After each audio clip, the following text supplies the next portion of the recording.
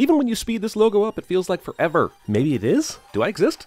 They're here to steal a page from a book, so was the ceremonial-looking decapitation really necessary? In order to steal the book, you must first remove the head of the librarian on overnight duty on whatever night you attack. And you must do so while he's suspended 6 feet in the air, arms and legs splayed with 2 axes. All that culminating in the head landing in ancient Lord Dukau's favorite bedpan bucket. Welcome to some idiotic shit in the first couple minutes of this movie. These guys come in, murder the bookkeeper, and for what? To tear 1 page out of a book when they could easily steal the whole thing.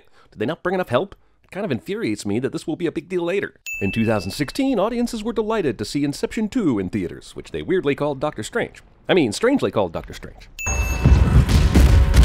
Like Harry Potter, this movie will never stop to explain what the motions really do or whose motion should be outweighing whose. These hologram blades do hologram damage to the bad guys. Why exactly are these guys allowed to just leave again? Can't you put them in an interdimensional jail or something? They killed your bookkeeper! She's definitely visible to this lady on the right, so what gives, yo?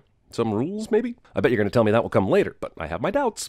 Oh gee, a hot, rich... While Feel So Good may have charted in 1978, the album was released in December of 1977. Brilliant, cocky, charming guy who gets deeply injured, then overcomes that injury to become the hero. That's so starkly familiar. Where have I... All right, Bruce Wayne. Also, I don't care how good a surgeon he is, I don't want my surgeon playing musical trivia with the nurses during my surgery. It shows a detachment from reality that suggests I'll lose my life and he won't lose any sleep. What is it? GSW. For the record, doctors of the world, GSW literally has 2 more syllables than the phrase it stands for, gunshot wound. Just saying, y'all don't seem very smart with this particular abbreviation. This is brain surgery, but neither of them are wearing a mask. But in that first surgery scene, everyone in the goddamn room had a mask on. Is it the movie or the hospital that's playing fast and loose with the medical rules? Oh, now they put masks on. Dr. West, cover your watch. Okay, aside from further humiliating this ER doctor guy, this scene exists to show how good Strange's hearing is, I guess. But if hearing were important during surgery, blasting the hits of the 70s would be grounds for malpractice suit. Movie wants to have its cake and eat it and then have a portrait of the cake made and then eat that. No, you didn't have to humiliate him in front of everyone. I didn't have to save his patient either. She has a point. He, according to the Hippocratic Oath, does not. Yeah, you're right. In ER, we're only saving lives. The movie not only utterly wastes Rachel McAdams, it uses her best acting on a medical walk and talk. I call it the Strange policy. Oh, well, good. I'm glad something's named after me. This movie schools Jurassic World on how to write we used to date sexual tension dialogue, while still being super cliche and predictable we used to date dialogue. Point is, both movies did it poorly, but Jurassic World did it even more poorly. I shouldn't have to explain this. Goddamn, I do fucking love the New York skyline. Is that the fucking Avengers Blue Jay building? Fucking hell. Listen, if you have a watch drawer, fuck you. If your watches inside said watch drawers are all spinning as though each is trying to get your attention to get you to pick them, you're vainer than whoever Carly Simon wrote You're So Vain About.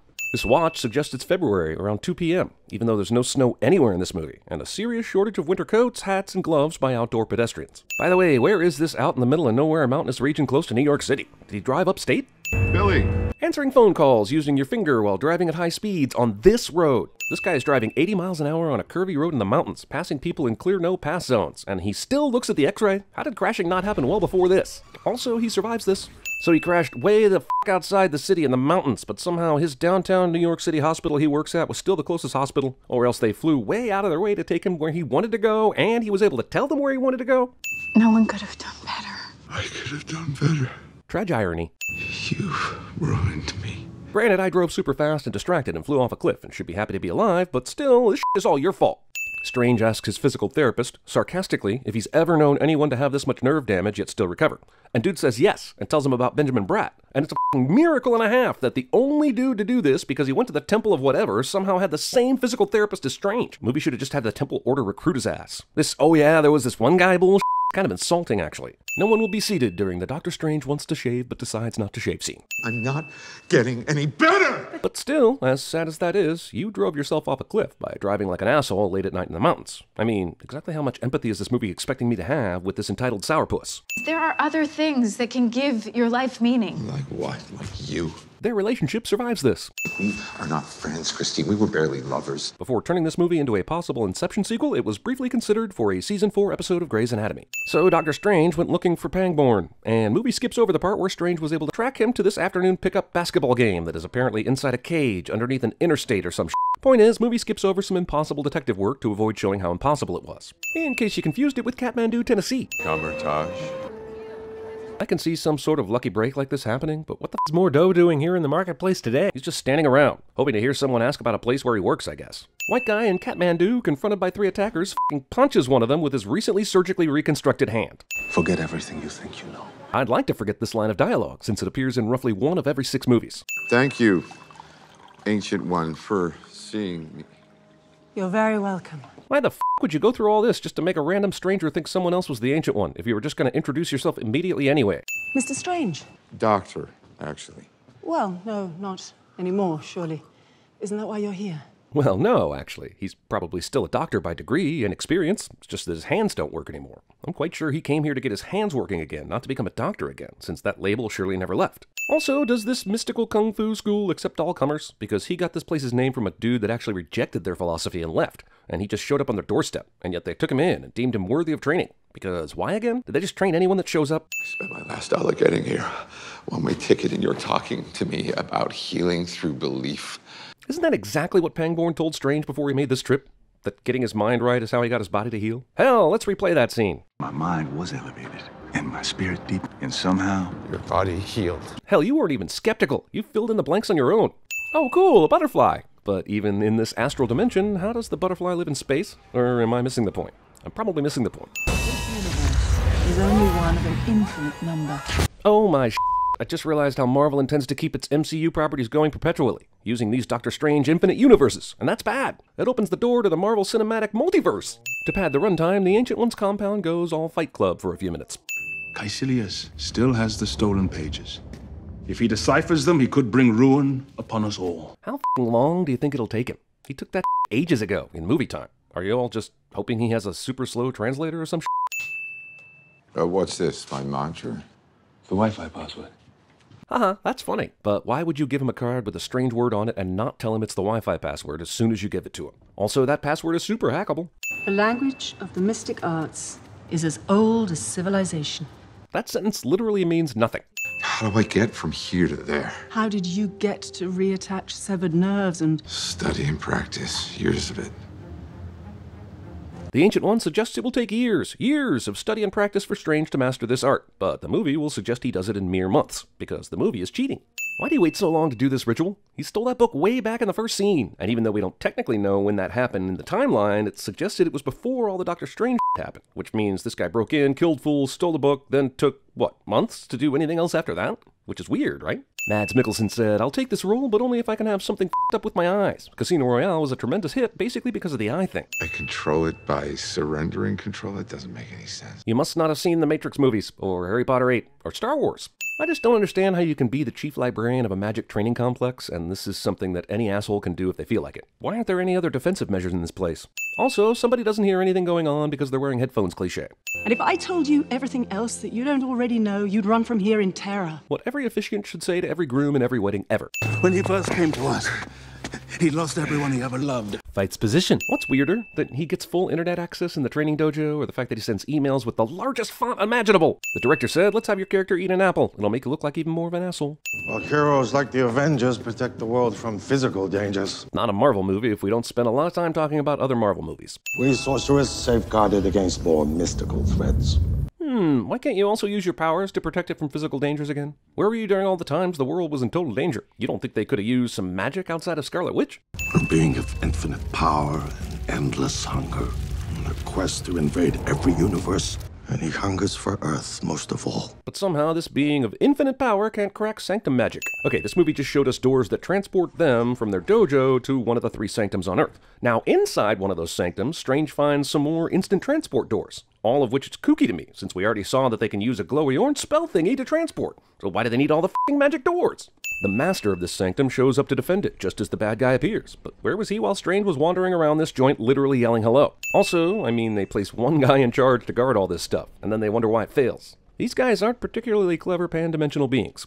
They killed the master of this place immediately with a sword fight, but Strange, who is super inexperienced, they take a bunch of time just to f*** with him. Why? It doesn't feel like this fight should be in any way close. I know that Strange has learned a lot in a short amount of time, but this guy's been doing it for years and should be able to see things differently to the point Strange shouldn't even be able to escape during this fight. Once again, people with superpowers end up making this a fist fight, with a few kicks thrown in. Many becoming the few, becoming the one. Man, he totally butchered that Wrath of Khan quote.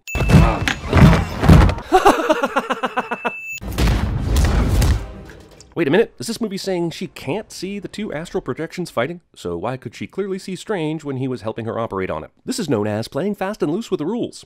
Also, I kind of find it hard to believe that the physical structure of this hospital has anything to do with the physics of these astral projections. Why are they slamming against walls when they should just be going through everything? So, physical voltage translates directly to astral projection strength, for some reason. Honestly, this might be the most baffling thing in this movie. I mean, he f***ing exploded that guy's ghost, and it caused the real-world bad guy's forehead to smolder. That's bonkers. They broke a bunch of and made tons of noise during that revive him so his ghost can electrocute another ghost stuff, but still, all alone and unbothered in a New York City hospital operating room. And I talked to someone called the Ancient One, and... So you joined a cult? No. Wait a minute, you can't be this dismissive about Strange when you just saw him as an astral projection a minute ago. You can't suddenly turn into Dana Scully after you bore witness to f***ing magic. During the entire time Strange was on the operating table and beating up a low-rent magic henchman, nobody walked into this closet and noticed a portal to another world. Also, holy that thing is indefinite? He has to manually shut it down? Why didn't the movie explain this better when they spent about 15 minutes on this Wait, he didn't do anything to shut it down. He just went through it and it shut down. Like it's some kind of round-trip portal, when he clearly used a one-way portal back to Calmertage from Mount Everest earlier. And that portal isn't still open. At least, I think it isn't. Right? Right? I would make yet another comment about how wasted Rachel McAdams is in this movie, but instead I'm compelled to talk about the storeroom. This is a supply closet. Look how f***ing big it is. Look at how much square footage is utterly being wasted here. How does this hospital not have more storage devoted to toilet paper? You defended the New York sanctum from attack. Through sheer f***ing luck. What is he talking about? I'm talking about her long life, the source of her immortality. She draws power from the dark dimension to stay alive. You mean he's never once wondered why the Ancient One has lived so long? Their connection to the dark dimension makes them more powerful in the mirror dimension.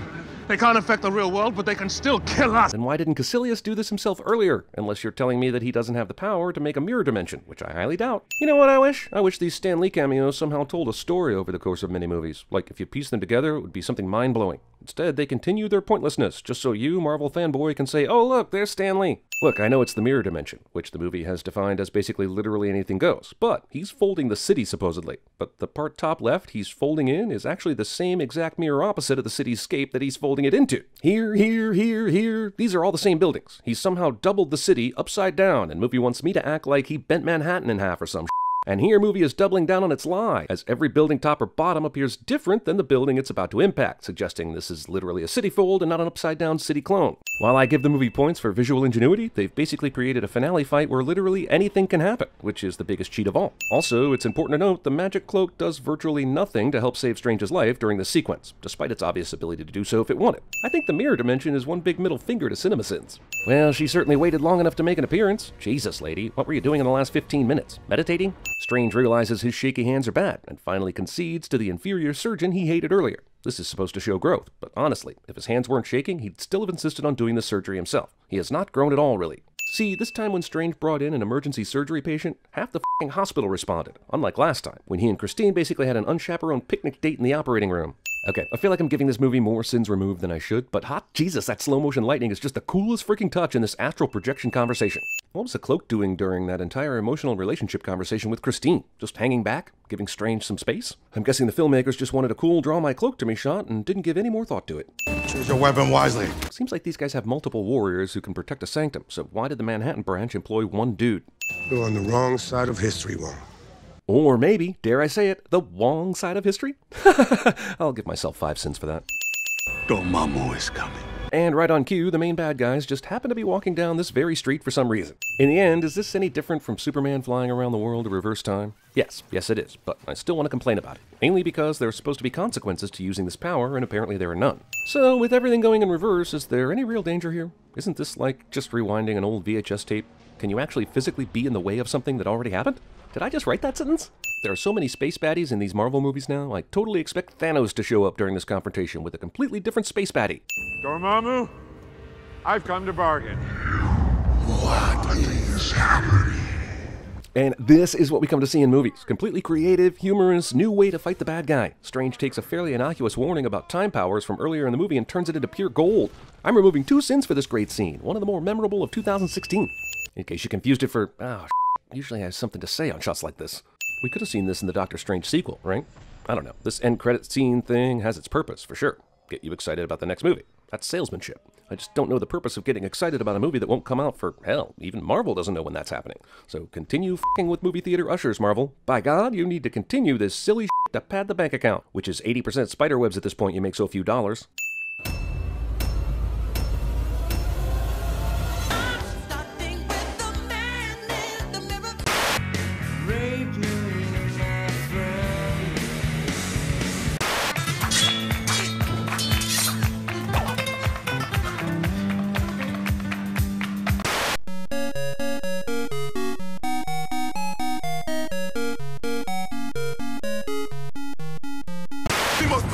this house? Will you protect this house? To reprogram nerve cells to self-heal? You think that's air you're breathing now? Hand, touching hands.